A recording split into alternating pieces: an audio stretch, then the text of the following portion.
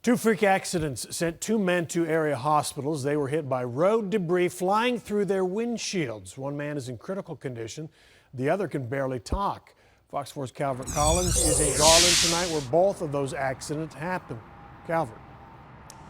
Well, these freak accidents, Steve, both of them happening just over a week apart during the day on busy Garland highways, is enough for police to ask for the public's help in identifying possible witnesses or even the drivers who may be responsible.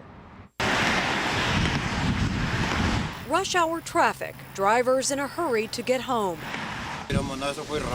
I didn't see anything. It happened so fast. Jorge Cervantes was a passenger in his friend's truck. The pair headed home from work October 16th in the HOV lane of 635, approaching La Prada. Cervantes looked down, then out of nowhere, a Freon tank flew up, through the windshield and into him. My jaw is broken in 3 places and all the ribs on my right side.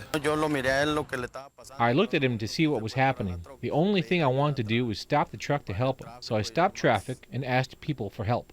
The pair never saw where the tank came from, but Garland police have their suspicions. We're not sure whether it came out of the vehicle and over a barrier and hit them, or whether it had dropped on the roadway, another vehicle hit it, became airborne, but it still came through the windshield. 8 days later, on the 24th, this 2.5-foot long leaf spring flew off of a vehicle and into the driver of this Chevy sedan at I-30 and Broadway. It hit him in the head, the forehead, nose area, so that's definitely head trauma. Fortunately, he was able to pull off, not have a wreck, able to get help. That man is in a medically induced coma, his family praying he will make a full recovery. 33-year-old Cervantes has already missed 2 weeks of work as a painter and will miss another 2 months. But he urges other drivers to take the extra time to tie equipment down before getting on the road. It's very dangerous. I'm going to be okay, but I don't know about other people. I asked police, what should you do in the event you're behind a car, a truck, an SUV where you see a loose object? They tell me that first, obviously back away from that vehicle and do try to get the driver's attention. Perhaps they don't know that there is some equipment flapping around back there, letting them know that there is a problem by honking, but certainly not putting your own safety at risk. And obviously get your own car checked if there's anything making any kind of rattling noise.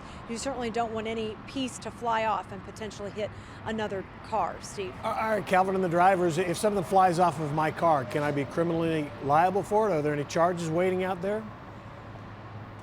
Well, it's really it's possible, but in this case, Garland police tell me that the two drivers likely involved in this that haven't been identified are most likely not looking at charges. But in the event that whoever did have the Freon tank in the back of their vehicle did see it fly out of maybe a flatbed or something, a truck bed, and into another vehicle and then did not stop to help, that could be considered a hit and run. So ultimately, you are responsible for whatever is in your vehicle, and if it does cause any accidents or potential harm on the road, yes, you could certainly be held liable for that. Okay.